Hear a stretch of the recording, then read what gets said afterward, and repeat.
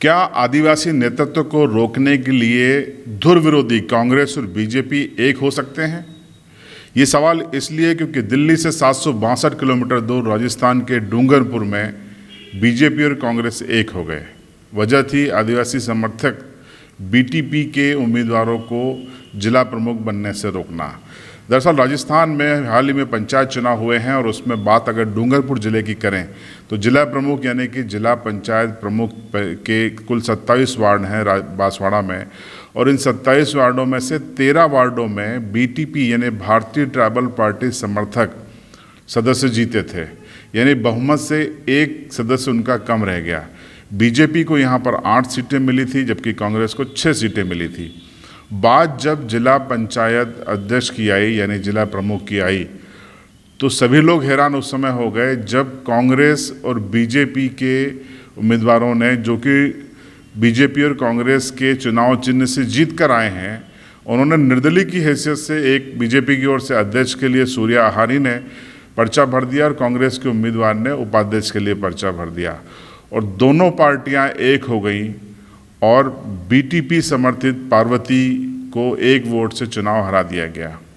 यहाँ पर सवाल ये खड़ा होता है कि क्या दोनों पार्टियाँ बीटीपी के फैलाव से डर गई हैं?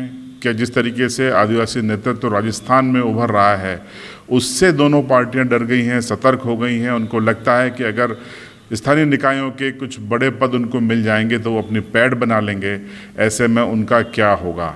इसीलिए बीटीपी को रोकने के लिए, आदिवासी नेतृत्व को रोकने के लिए बीजेपी और कांग्रेस ने हाथ मिला लिया और निर्दलीय बन के चुनाव लड़ के बीटीपी को हरा दिया गया। बात बेहद छोटी है लेकिन संदेश बड़ा है।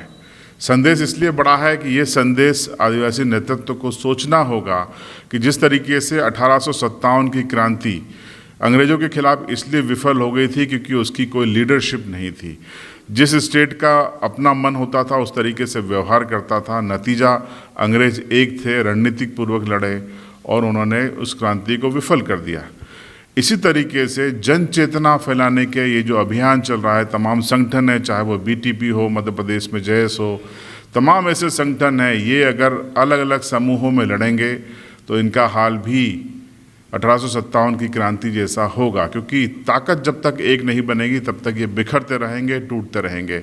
और राष्ट्रीय पार्टियां कभी नहीं चाहेंगी कि कोई भी ऐसा दबाव समूह बन के उभर कर सामने आए जो उन पर उनके हाथों से सत्ता का नियंत्रण छीन सके या उनको इतना दबाव में ला सके कि उनकी जो नीतिगत फैसले हैं उनको वो प्रभावित कर सके।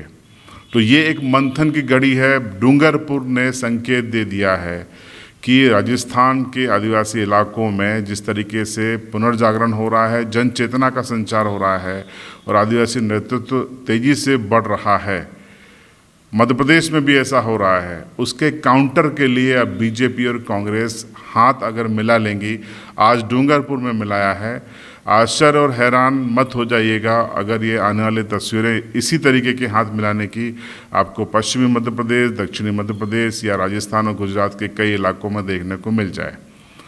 तो आप क्या सोचते हैं इस पूरे मसले पे कमेंट बॉक्स में ज़रूर बताएं। चैनल को आपने अभी तक सब्सक्राइब नहीं किया है तो सब्सक्राइब ज़रूर करें और बेल आइकन दबा दें ताकि हमारे वीडियो के नोटिफिकेशन आपको सबसे पहले मिल सकें।